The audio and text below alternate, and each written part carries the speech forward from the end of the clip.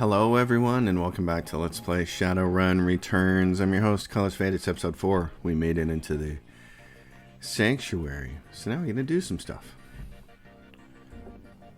Paco's with us. And there's a bunch of people here. And a person with a yellow dialogue box above their name. So let's see what's going on. Oh yeah, because our arm. Dr. Sarah Castle. Make it quick. I need to operate.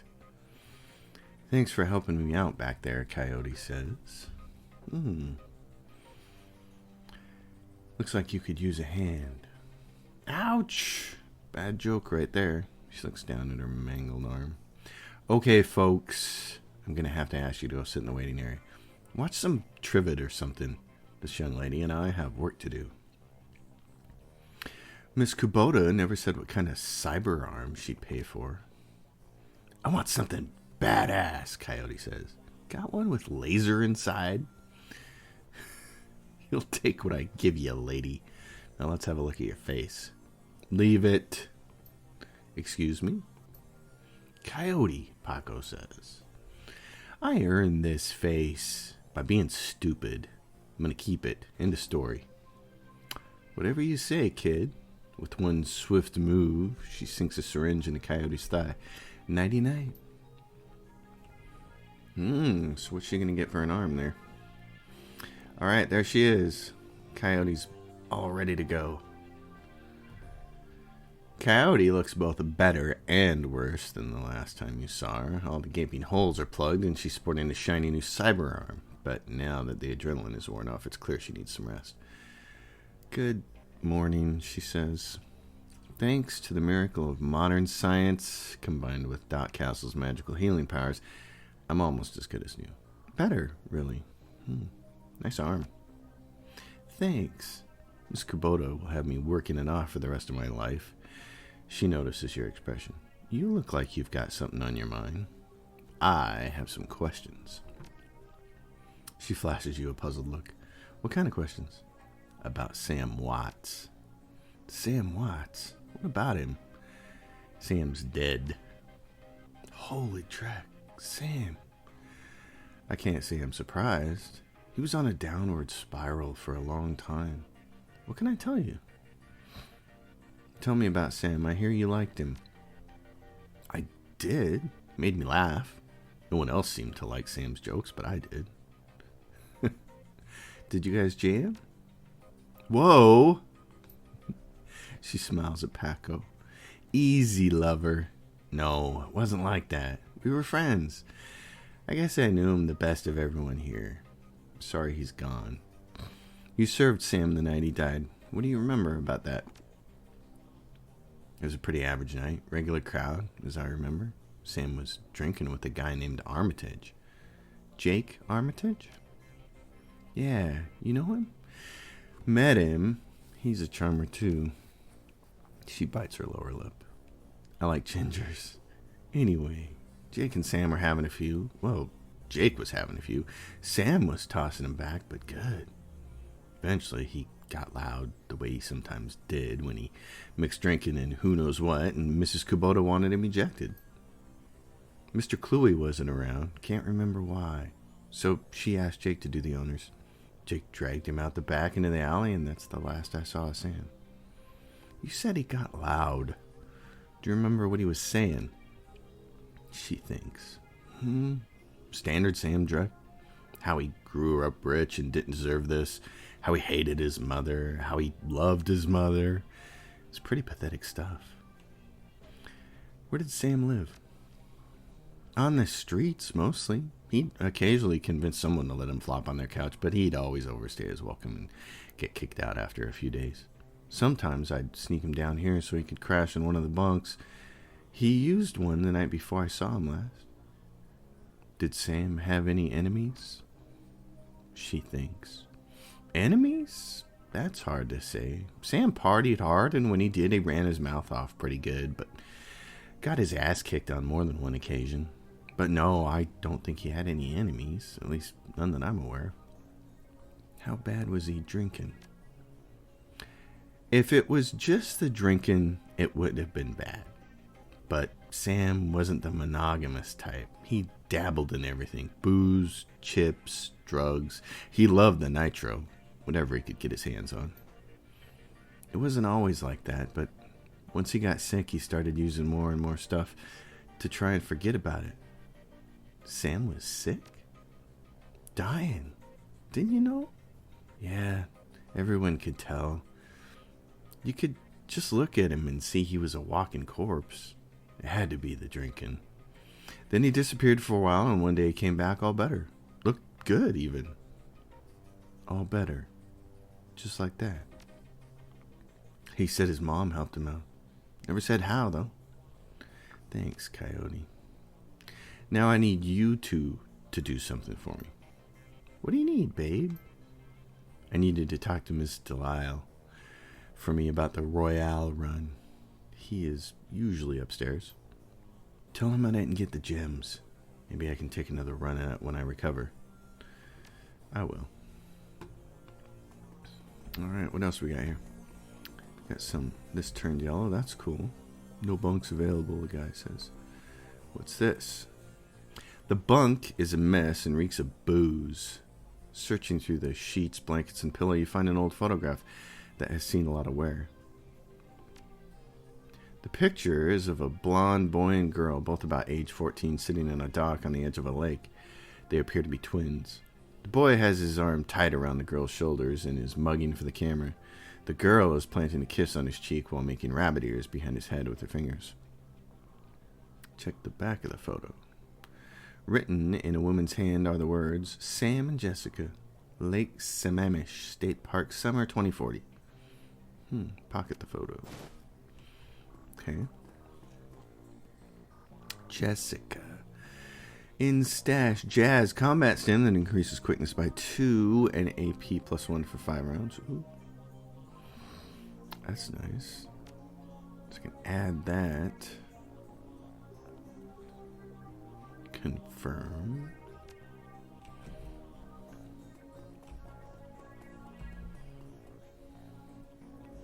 Dr. Sarah Castle. What else do we have? We got this guy. Oh, this looks fancy. He's got probably a whole bunch of stuff for shaman. Algernon. Past the bar, the edges of the safe house become somewhat indistinct due to the magical haze surrounding a particular elf. The man seems only half of this realm, his mind wandering the far horizons of astral space while his body peddles in otherworldly wares. Good evening, young human, and welcome to this humble home that we call the Union. I am Algernon, the Half-Dream. To ease your way through the sixth world, I offer you the best in magical foci, spells, and fetishes for the conjuring of spirits. And he's got, everything that has to do with stuff that's not applicable to me, so. I am not a shaman, but over here looks like the gun dealer. I like this, and there's going to be a tech guy too, so this is cool. T.B. Gruberman. Just talk to him. Theodore Buster Gruberman is a well-groomed orc, dressed with a precision that suggests the straight lines of a military officer's uniform. His hair is cropped short, high, and tight, and, as they say, and the neatness this presents is only compromised by the uneven tusks protruding from his mouth. The only other defect in this picture of perfection is the man's cybernetic right arm, which is obvious enough to be noticeable, but not so obvious as to ruin the line of his suit. When he speaks, the orc's voice is soft and thoughtful, and he talks almost exclusively in numbers: calibers, ranges, rounds per second, arc of fire, razoring factor, tensile strength, and of course price. Bunker Buster Gruberman at your service. Friends call me Buster. I also answer to Sergeant, Sir, and even Theodore on occasion. Anytime you're in the market for firearms, ammunition, or ordnance, I'm your man. How can I help you? Let's take a look. Ooh, he's got weapons and consumables. He's got bombs. Oh, and he's got health kits. They're 150 for a basic med kit. Okay, that's expensive. What's he got here for? I have the AK-97. Damage 10. Range long. Capacity 24. So I want something with a pretty significant upgrade to damage, and he doesn't really have anything like that. Okay. Well, he's got weapons, which is nice. He's got drones. Required drone control data jack. A basic combat drone that every rigger should own at least once. Oh, okay. Well, that's it. So there's nothing really to do there. What's this guy? Mersman. Change your clothes, change your life, right? Not only will you look better, not that you look bad now or anything, but each one will help you keep you on the right side of the ground. Take a look. He's got the clothing. Oh no, I want to click the wrong. Show me what you got. So he's got clothing. Ooh, armor. Ooh, the tourist look. I don't. That's interesting. Thought magic armor. Willpower +1. Charisma +1. Grants intelligence +1. Dodge +1. Secure ninja clothing. That's what I'd like to have. An additional dodge +1 might be kind of nice. I've got basic clothing of a Shadowrunner, but I would. This extra dodge is tempting for 400. Yeah, I have 2,000 yen. I'm gonna buy that because. Yep, I'm gonna buy that. I like that. I don't like looking like a ninja like that. I look like a fool, but I like the idea of having an extra point of dodge. I want to look cool. But it's more important. Okay, so let's take a look at... What do we have? Oh, and we have some will to... Return to Coyote. Okay, so that's what we're at on quiz level. Spend karma. Ooh. Okay, ranged combat. What else do we have down here? Rifle, dodge, strength, close combat. I might want... I don't know how many points I have to spend in the whole game is the trouble. And I'm probably going to want to stick with one weapon, but it seems like it would be a good idea to have some points in something close range. ESP control. Wow. Drone control. Allows the rigger access to more and different drones and abilities. That's neat. Willpower, which we don't want to spend. Charisma, though, is cool because it gives you new etiquette. Unlocks element and effect. I like affecting conversation. But right now I'm going to stick with this. I'm going to keep going down that road I've been going down, which is rifle. So I don't have enough points if I want to upgrade quickness. Used to calculate the chance to hit in range combat. Reduces the chance to be hit by enemy physical attacks. Oh. And what's this? Main component used to calculate the chance to hit with range weapon. Increasing the skill unlocks special abilities. Like what? At 8. Maximum for trolls. Maximum for human, dwarves, and orcs. Maximum for elves. Ooh. And then I don't want SMG or shotgun or rifle, but what is this? This gets you Deadeye, increases to hit by 20% cooldown 3 rounds. Oh, I want that skill, so I'm going to confirm that much. Alright. Oh yeah. You're back. I think the highlights of the Wolves game will be on soon. Want to take a load off and watch with me? Did Sam have a sister? Yeah, I think he did. He mentioned her once. Didn't sound like they got along that well. Your comlink chips. And the screen shows the smiling face of Officer Agrir. He is smiling. Must be about money. Talk. There's been another Ripper murder. This one at the NTSB investigation facility down in the docks. You owe me for this. Alright. Put it on my tab. You there now? Better get here quick before McCluskey arrives. Okay. Another Ripper murder? Where? The docks. I've got to go. Okay, listen. I want to help. You dragged me out of the Royale before. Something bad happened. Worse than getting my arm torn off. And Sam was my friend. You head to the docks and I'll see if I can track down Sam's sister, Jessica. She might be able to help us. Alright. See you when I get back.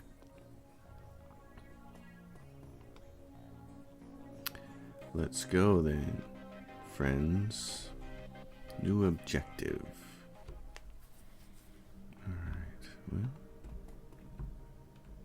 Oh, what do we have? Who do we have here? Mr. Delilah, I guess is how I'm going to pronounce his name, is Delilah.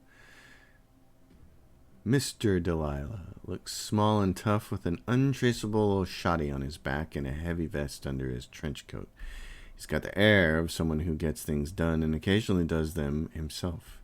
He might be an ex-runner, one of the rare ones smart enough to move over to management when he felt his reflexes slowing down. What do you want? We have business to discuss. What business? I ain't got no business with you. We're with Coyote. She's indisposed at the moment. At the mention of Coyote, he finally gives you his full attention. Why didn't you say so? Coyote is late and my client is getting anxious. Where is she? Getting stitched up. No kidding. Well, whatever. She's tough. She'll pull through. So who are you two? Drake? He's Paco. They were the guys that got your goods. What difference does it make? Don't make no difference to me. Where's the stones? Oh, you can hold back the pebble with the runes on it and give him the rest. Yeah. In an instant, there's a jeweler's scope on his eye. Moving quickly through what appear to be the most valuable stones, he stops when he can't find what he's looking for. He glares at you, furious, and throws the rest of the gems in your face. It's not here. What? He exhales and slowly swags his head as he speaks. Let me explain the way the world works to you. I hire someone to do a job, and they do it. Then they get paid, and we part happy. Now, you have something that I paid Coyote to get for me. That makes it mine. So you give me the pebble, and we won't make any more work for Johnny Clean. Maybe if you told me more about the double the fee and the pebble's yours. Double what I currently owe you? Done. Now hand it over. Coyote may not have told you, but the penalty for being late with the delivery was no payment. But I'm feeling magnanimous tonight, so you guys can keep the gems I threw in your damn face. Mr. Delilah looks you up and down, takes you all in, smiles to himself. Listen, you look like the sort of man who might run a crew on your own one day. Might need a little talent. When that happens, you come to me, I'll set you up. He dismisses you with a wave. Looks like you impressed him. I know a fence for those gems. Van Grass, follow me. Van Grass. Optional, deliver the stones. New objective, find a fence for the remaining stones. Van Grass. Okay, Johnny Clean, Mr. Cluey. Alright, oh, and then there's this whole group of people out here, and then we can leave. Alright, so let's do that. And who are you? Mr. Delilah. Where is Paco? I don't see him following me, but he's like part of the conversation. Who's this guy? Van Grass. Oh, Paco's right next to him. Van Grass is busy talking on his comlink, checking his heads-up display and motioning to a runner standing nearby, all at the same time. He's an intense little man. You get the sense that he likes to look busy. I'm Van Grass. Make it quick. This is good. Talk to me. We have some pretty things to sell. You'll want to see them. I have a fondness for pretty things. Let me see. You hear the servos in Van Grass's cyber eye whir as a magnifying lens flips into position. He bends his head over the stones for 2 seconds, maybe less. Where'd you get this Drek? A gumball machine? I'll give you 1,000 for him. Oh, so strength will get me more. Ooh, strength of 6 would have got me something. An academic etiquette would have got me a different answer too, and charisma 5. So I got to think about these things for later. Sounds good. Pay me. Done. Give me your cred stick. Well, there we go. We got 1,000 yen out of it. We might have got more had I some different choices there. Miss Kubota. All right, let's go. Do our things here. Let's go and take a cab to South Seattle Docks. Confirm. Off we go. The South Seattle Docks. Leaving the Seamstresses Union behind, you head to the docks. The Ripper killed Sam, and maybe he or she slipped up with the latest victim, left some unusual evidence. Only one way to find out. South Seattle is your typical industrial area. Grit, grime, and gray. The rain doesn't help matters any. Layers of dirt mixed with abandoned wood pallets, repurposed into makeshift furniture for the day workers. Garbage collects in the gutters of the broken down street. disreputable is this district's middle name. Your destination, the National Transportation Safety Board warehouse, is located on a small strip of dock towards the less maintained end of the waterfront. Despite the presence of those who linger in such places, it's quiet as you approach the gate. Oh, I like this game. Paco, you not coming with me? Am I on my own here? Got some peeps. I think we were here earlier. Who's this person? Streetwalker? What's she got for me? Hey, you looking for a good time? Always. Know anything about the NTSB? Yeah, bums around here have been stealing old crap from that place for years. Not worth my time, though. Okay. What else do we have? And this is cordoned off. And there's nowhere we can go over this way, so we gotta go this way. Okay. There's a dude over here, and a dude over here, and a gate over here. Halt! Lone Star guard that looks like Optimus Prime. The guard looks bored. Toys with his gun absentmindedly like he might shoot something on a whim just to watch it die. Hey! You're about to trespass on corporate property. You looking to get dusted? Street scum? I'm working with the Lone Star on the crime scene investigation in the NTSB warehouse. Sure you are, and I'm Lofor, the King of Dragons. Beat it! Oh, you're not Lofor, the King of Dragons. I can tell you that. Huh. Any other way to get in there, then? I gotta get into there. Okay. What are my options? I remember in Shadowrun Dragonfall there was a scene like this. And it was, you had like 3 different options for how to get inside this building. It was kind of cool. I got no choices here, though. I don't see a lot. Oh, there's something here. So, I saw something. There's a hand thing here. What's this? That's mine. Homeless man. Who raised you? A pack of wolves? That there ladder is rightfully mine. 5 yen. Can I borrow it for a few minutes? 5, eh? Sure. Maybe that noodle machine is still working. Cool. Where can I use this to get in? Where can I go? What are my other options? To keep going down here? What am I gonna do? What are my chances of using it for anything useful?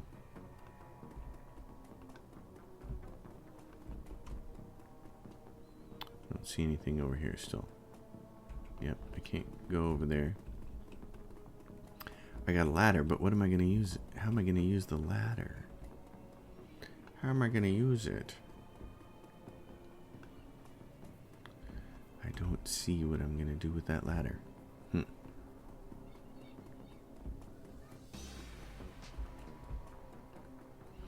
there something I can do over here?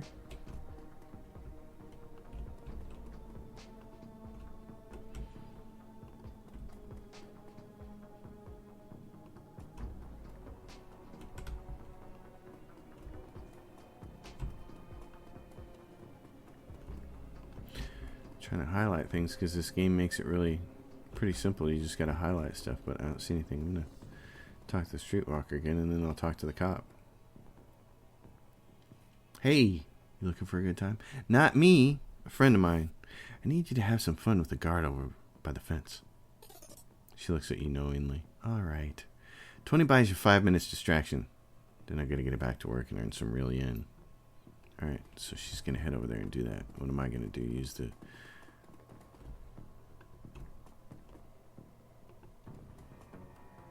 Oh, here we go. That's what I was thinking. I saw these boards over here.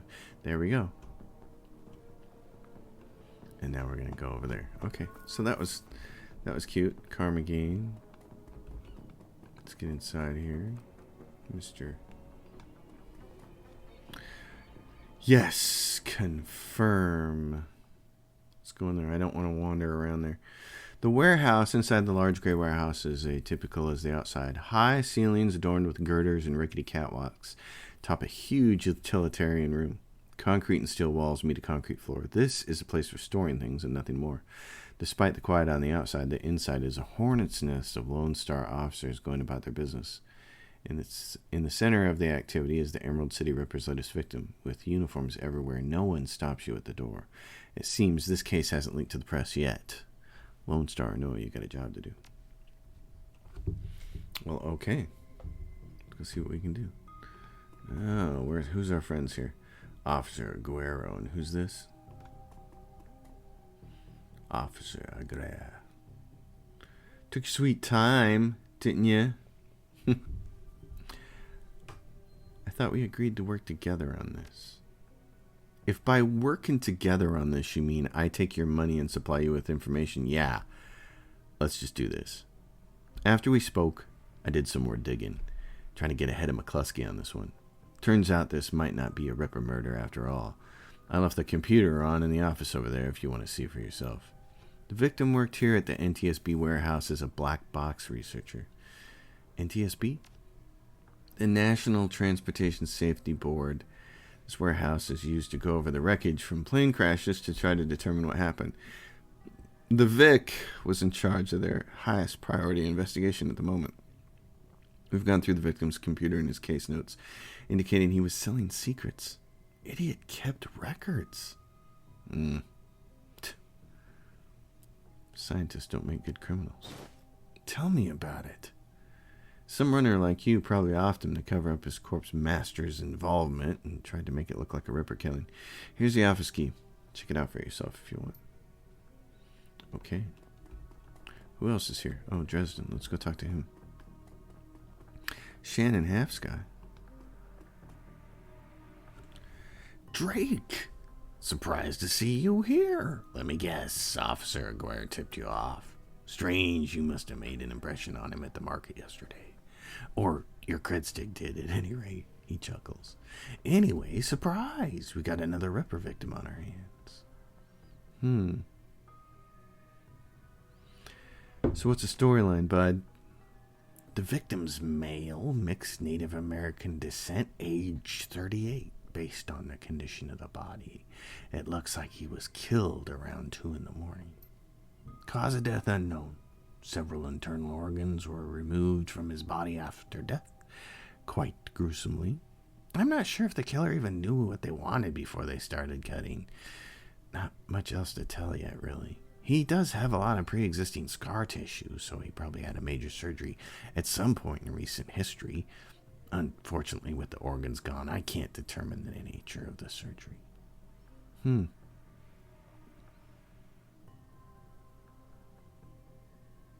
Any idea which organ the Ripper was after this time? Well, the killer definitely took the lungs. The more I look at it, though, the other missing organs may just be eviscerated within the chest cavity. How's Officer Aguirre doing on the case? He seems like a real go-getter. Aguirre would love to solve it before McCluskey and get his gold detective shield. Plus, he'd love to see McCluskey suck it in front of his superiors. He's already tried to bribe me to keep information from McCluskey and slip it to him. I'm inspired by their tireless pursuit of justice. Did you take the money? He grins from ear to ear. Do you have any idea how much this job pays these days, sir? I don't think Aguirre's officer's salary is going to do much to seduce me into helping him. That's funny. It sounds like the Ripper has taken a different trophy from each victim. Sam's liver, this guy's lungs. Any theories? Sorry, I don't do theories. I'm just a scientist who happens to prefer dead people. However, while there was a massive damage in the chest cavity, I can see that the victim's lungs were transplants, which is interesting since another victim's missing heart was also a transplant. Granted, modern medicine has made organ transplants relatively easy, but it's an odd coincidence. But as a scientist, it's just that, a coincidence. This is only the third body I've personally examined One of our other branch managers handled the other two. If I find that more of the victims had organ transplants, I'll let you know. Who's that woman over there? No clue. She just showed up. Next to kin, I think. Is McCluskey getting any closer to a suspect? McCluskey couldn't find his ass with both hands. Don't tell him why he said that, though. And off we go. So this person... Shannon Halfsky. You're not a cop. She looks up, watching you warily. I'm independent. What's your relationship to the dead man? The suspicion in her voice and eyes departs almost instantly when the subject turns to the deceased. He's my brother. I've been trying to speak with him. But I'm afraid his spirit is too disoriented by his recent journey to answer me. You're a shaman. Yes, for all the good it's doing me. If I could just make contact, I might be able to deliver justice and I'll allow my brother's spirit to rest. I can tell you're used to shouldering a heavy burden, but maybe there's an easier way.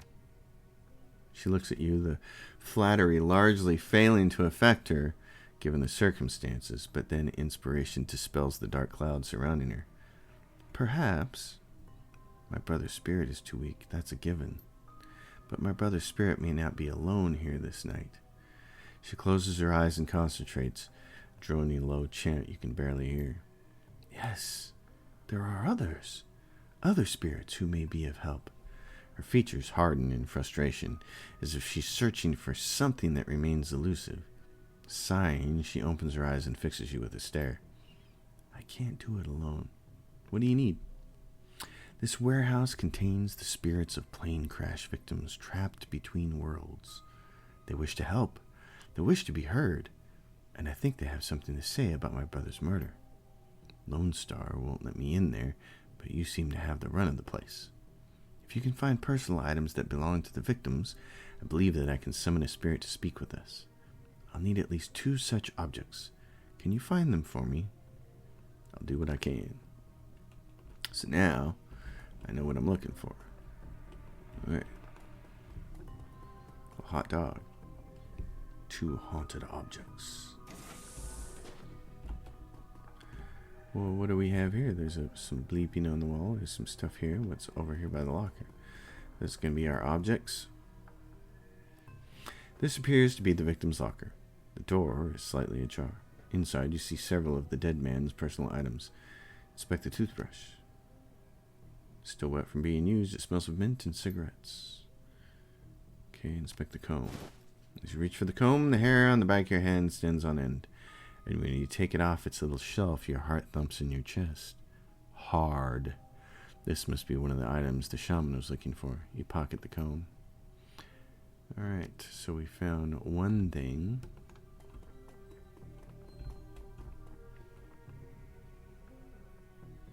The researchers' work cyber terminal has been left on, presumably by the Lone Star investigators. Read the notes in case file number 95. Case file number 95, Federal Boeing Jetliner IDN 2305, corporate owner Ares. The plane had several mechanical issues resulting in a mayday at 3:04 a.m. on June 17, 2053. 2:45 a.m., the pilot reported that the altimeter was reading in the negative values. 2:49 a.m., the co-pilot takes over the controls as the pilot leaves the cabin to investigate the rear of the plane.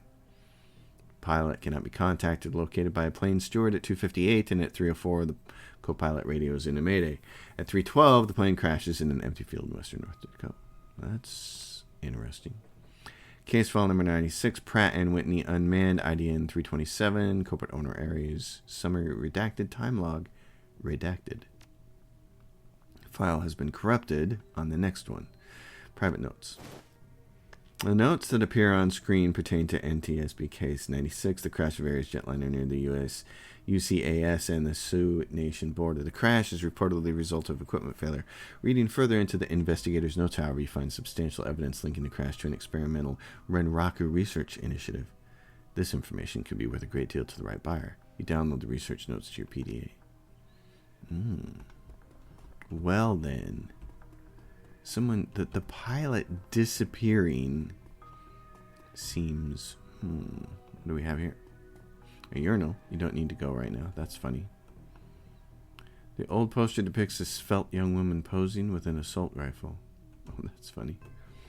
Okay, what else do we have? What other options?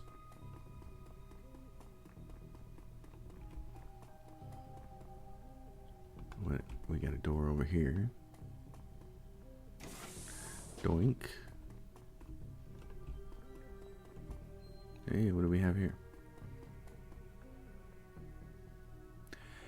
There was a large pile of old shoes on the ground next to the airplane seats. They could be discarded luggage or possibly the shoes worn by occupants of one of the planes at the time of the crash. Dig through the shoe pile. You find nothing interesting about shoes in the pile. Okay.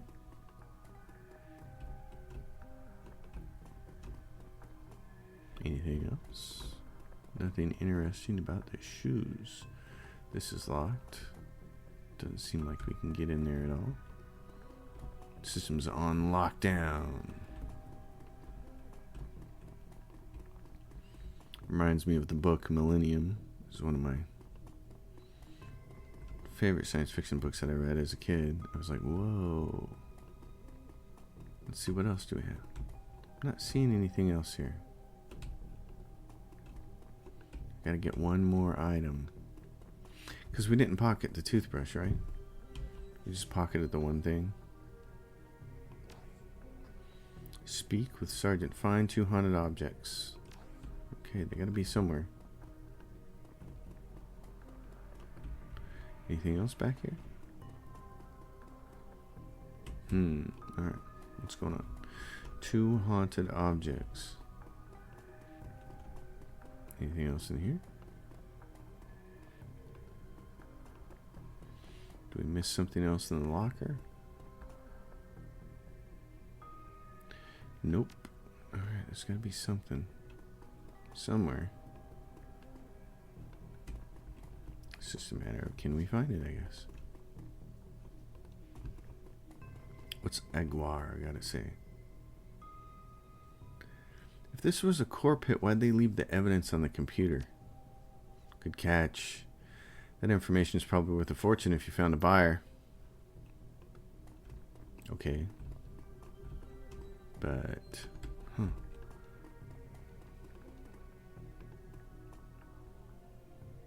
We'll need at least 2 objects. Okay. Well, then I gotta keep looking. I missed something somewhere, so I gotta keep looking. And it's not the shoes, they said. You're certain about it not being the oh, wait a minute. There's a pile of stuff over here. The thing finally shut up. I've been highlighting it. I see it. So you gotta be like, I guess me holding the tab key doesn't highlight it. You have to walk in close proximity. It's hard to say whether this heap of items and refuse covered from a plane crash or simply a trash that hasn't been taken out yet. Dig through the trash. A sticky substance on some sort seems to have seeped through the trash pile, and your hands are quickly covered with the stuff. After searching for a minute, you unearth a handful of interesting items. Ooh. Inspect the cred stick. Surprisingly, the cred stick is still functioning. You slot it in your PDA and 200 yen is added to your account. Inspect the earring. The earring is made out of burnished steel, formed into the shape of a small salmon. An intense primal fear washes over you as you touch its surface. This must be one of the items the shaman was looking for. You take the earring, inspect the dented lunchbox. It's seen better days. You can barely make out the face of a grim troll on the front, and that's it. Alright, we got 2 items. Doink. Help me out, shaman.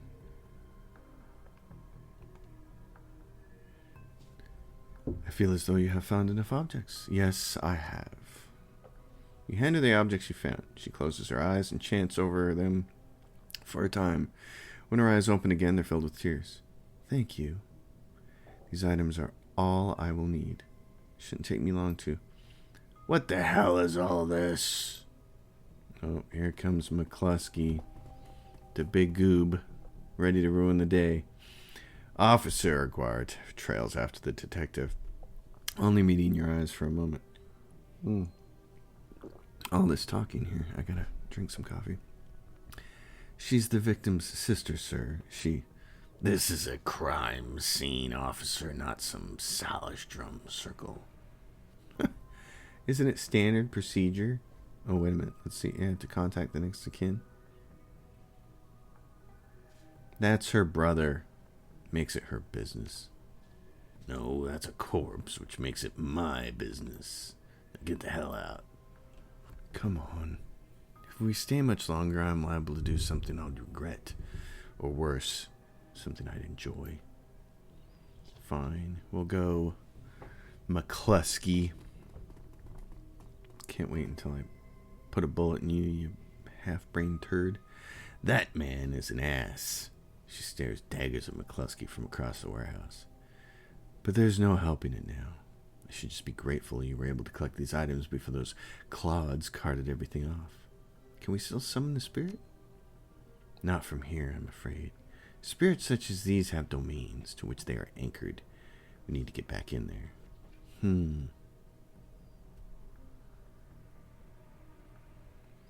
Rent-a-cops like these won't tie up the place for long. Agreed. I expect it would be clear by nightfall. You sure you're up for this? Yeah.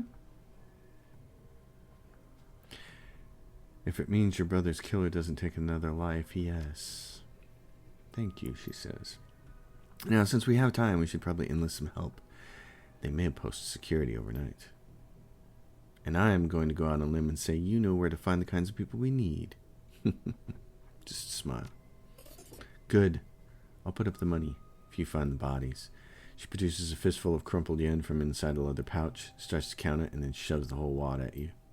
Meet me back here at midnight. The spirits will be strong then. Well, so be it. Return to the seamstress's union. As you start to leave the warehouse, your comlink chirps and the face of Coyote pops on screen. Oi, Drake, you in the middle of something? Just getting jerked around by a Lone Star, same old thing. I hear you. Her jaw sets. I don't know if I ever told you, but I was born in the Royale. BTL pushers like Stevie J ran the squats. Ran my world when I was growing up. Sounds nasty. It was, for all kinds of reasons. I have a cousin, Gino, who's been missing for months. He hit the sprawl about a year ago and immediately fell in with some tweakers, bad guys. They hooked him up on high-amp dream chips and started using him for all sorts of dreck. I tried to help him, but he pushed me away. Then he disappeared. I've been shooting up BTL Labs ever since trying to find him. I'm guessing you have a new lead. It's not a lead. Her face lightens up. She's running hot, has a serious edge. I know exactly where he is this time. Got an old friend who eyeballed him herself. I'm on my way. Paco's with me, but we could use another hand. You in? I need you right now. I am on my way. I knew you'd come. I'll send you the address. See you soon. That's how you get a team of people. You should go do things for them. That's how role-playing games work. The cluster of dilapidated buildings where Coyote told you to meet her appears to be the remnants of a public housing project. The buildings look like a cesspool filled with human debris. You find her standing with Paco on a street corner, eyeing the roofs, the doorways, the windows. Despite his attempts to engage her, Coyote barely says a word as the three of you weave your way through the tenements. She walks purposefully, her new cyber hand flexing open and closed with each step. It's unclear whether the action is voluntary or not. You circle around the back of the building and Coyote jumps up, grabs the bottom rung of a fire escape ladder and pulls it down. Without a signal, she starts to climb towards the roof. Paco looks at you worriedly and starts up the ladder. And away you go. Coyote. Thanks for meeting us, Drake.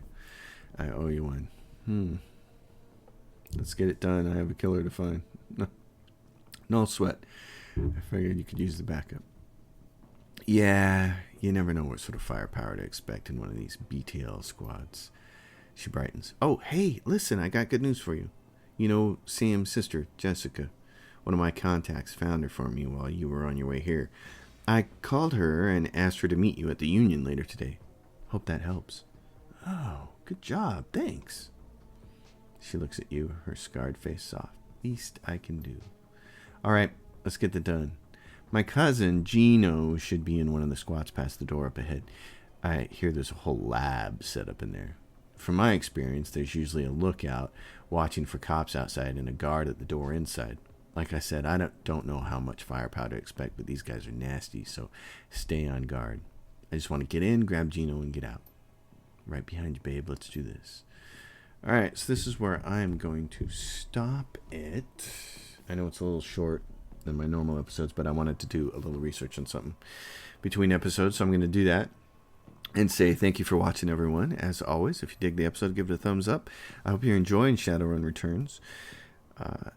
Subscribe to the channel. Leave a question or comment down below. My Patreon is in the description below. All of your donations help so much. Just a little bit goes a long ways. So if you want to buy me a cup of coffee once a month, that's pretty awesome. See ya. Thanks for watching.